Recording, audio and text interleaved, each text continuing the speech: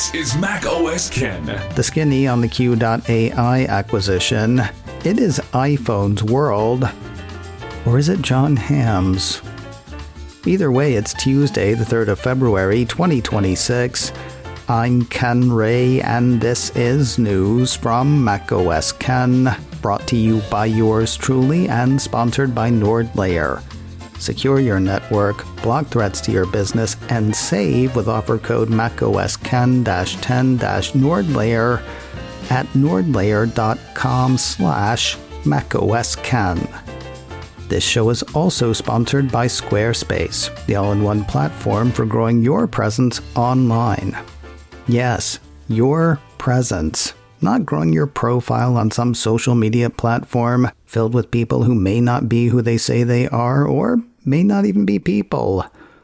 I'm talking about a site that is truly yours. Squarespace makes making that easy.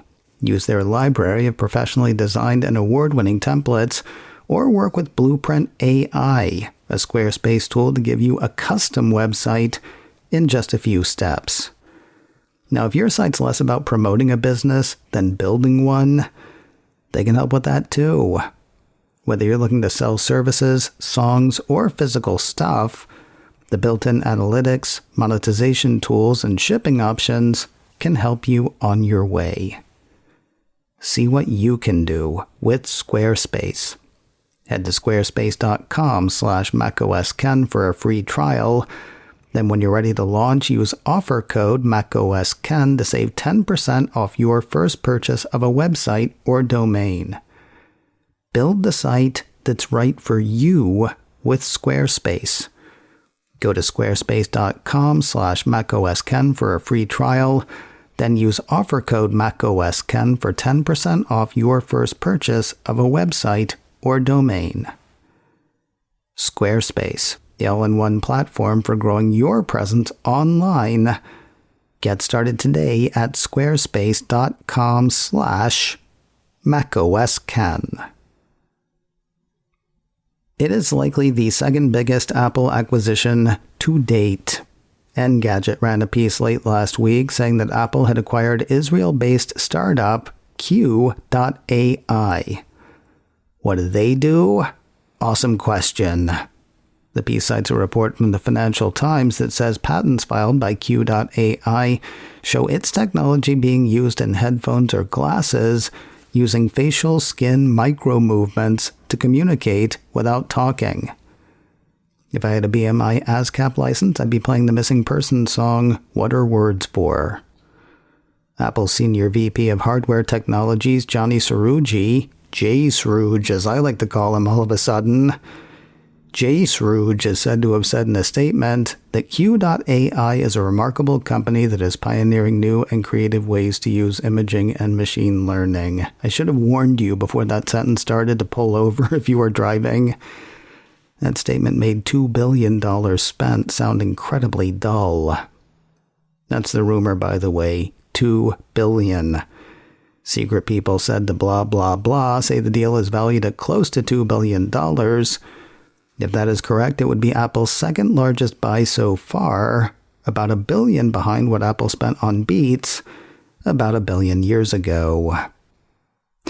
It is iPhone's world, or was for the last 2 years anyway. That's according to numbers from Counterpoint Research. The market tracker issued a release last week that had Apple and Samsung controlling the top 10 spots for smartphone sales in 2025, same as they did in 2024. Still safe to call it iPhone's world, though, since 7 of the top 10 for both years, including the top 4 for both years, were models of iPhone. While most of the year was dominated by versions of iPhone 16, what with that having been out for most of the year, one Counterpoint research analyst says the base iPhone 17 model has been the standout performer this year, registering the highest growth while jumping up 4 spots versus 2024's base iPhone 16. iPhone 16 finished 2024 at number 10 on the top 10 list. iPhone 17 finished 2025 at number 7. Do not expect other OEMs to horn in on the Apple-Samsung show. Counterpoint says flagships could see an increased presence in this year's list thanks to the rising price of memory. That'll particularly impact the entry to mid-price smartphone segments, according to Counterpoint's thinking. The way one orders a Mac has changed. You know how you used to be able to pick up pre-configured Mac machines? Yeah, you can still get those, though the piece from Mac Rumors says you have to configure them yourself. Rather than buying off the rack, as it were, now the piece says you must configure a Mac entirely from scratch on a feature-by-feature basis. So display size, then color, then which M series chips and core counts, then RAM, storage size, and so on. The change is said to be up and down the line, from the smallest Mac Mini to the Mac Pro. While Apple doesn't seem to have commented on the change, I totally get it. It was really easy to buy a $999 MacBook Air without being tempted to spend more on an upgrade. Now that you're having to choose each piece, it'll probably be easier to justify an upgrade. Or upgrades. More small, surprising OS updates from Apple. Mac Rumors on Monday ran a piece that had the Cupertino company releasing macOS 11.7.11, watchOS 10.6.2, and watchOS 9.6.4 for older Macs and Apple Watches that aren't able to run the current watchOS and macOS 26. Similar to updates released last week, the piece says Monday's releases extend the certificate that features like device activation, iMessage, and FaceTime use. The certificate update ensures that those functions will continue to work after January 2027. But wait, there was more. Another piece from Mac Rumors says Apple on Monday released iOS 16.7.14, made for iPhones 8 and 10. The piece says the .14 update addresses an iOS 16.7.13 issue that left the older devices in Australia unable to connect to emergency services. Once again, this is Apple playing their recent hits.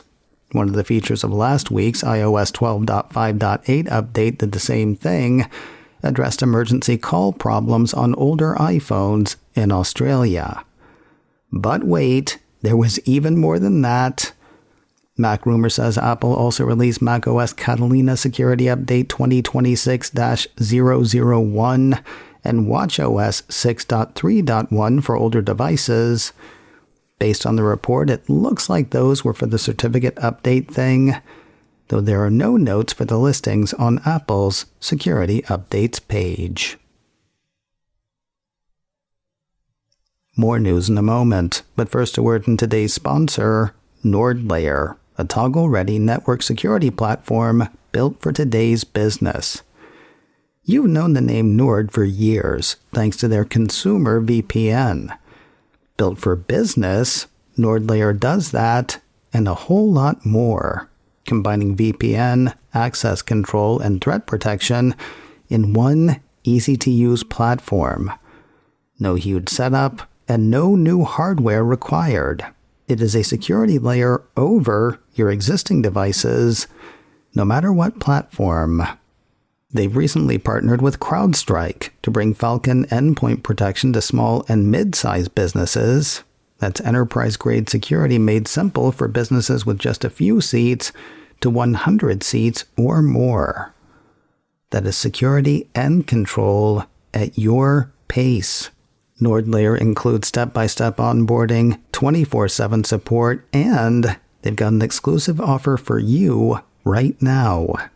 Get up to 22% off NordLayer yearly plans, plus 10% on top with offer code macOSKen-10-NordLayer at nordlayer.com/macOSKen.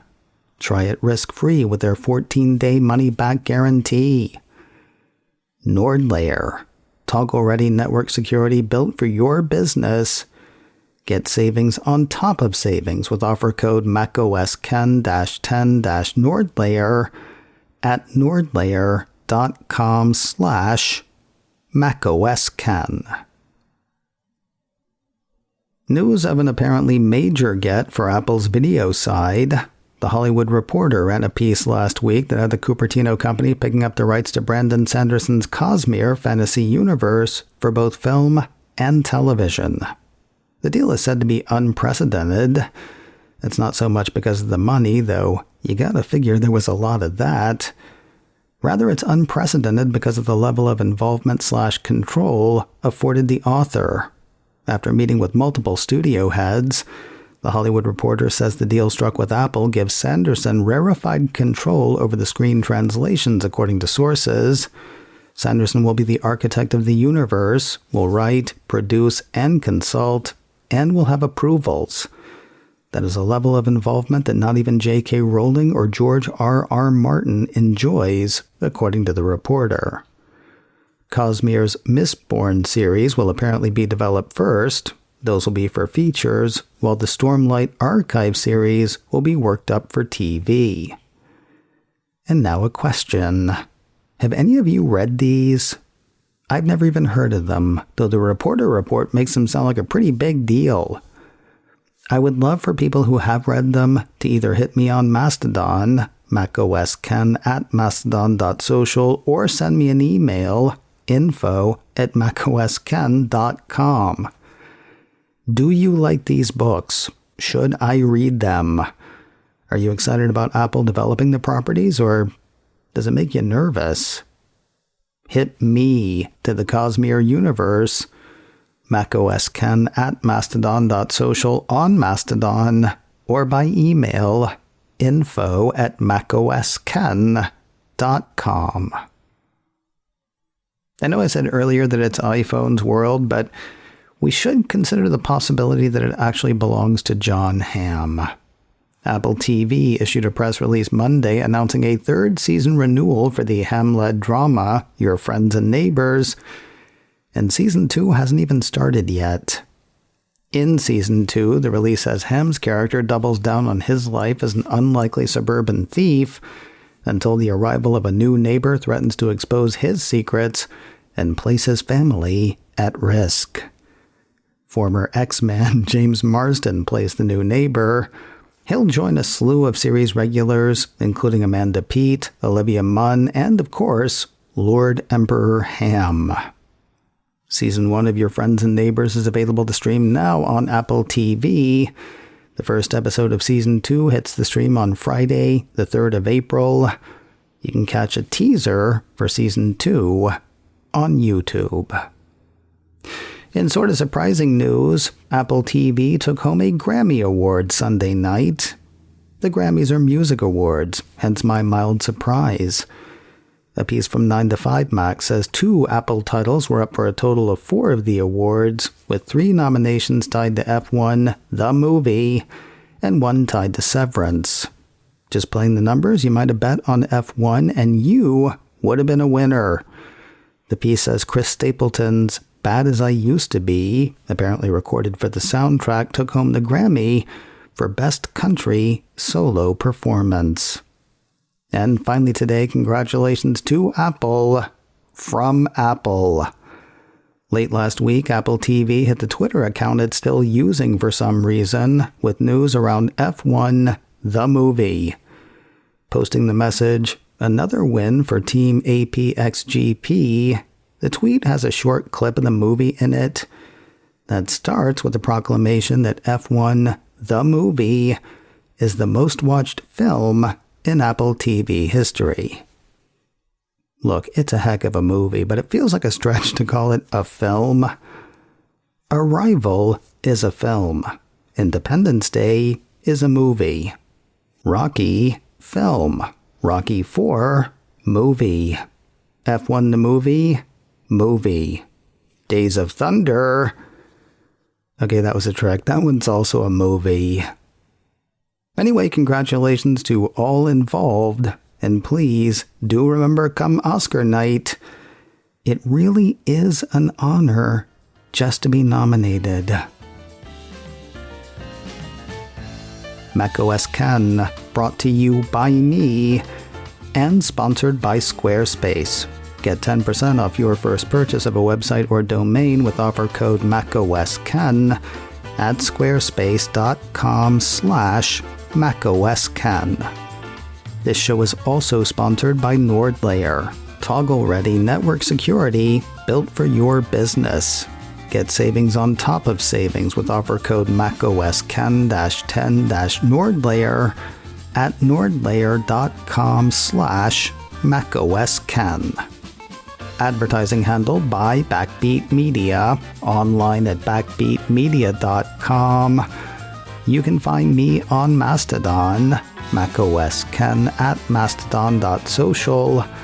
You can also send me an email, info@macosken.com. Until next time, that is news from macOS Ken. I'm Ken Ray.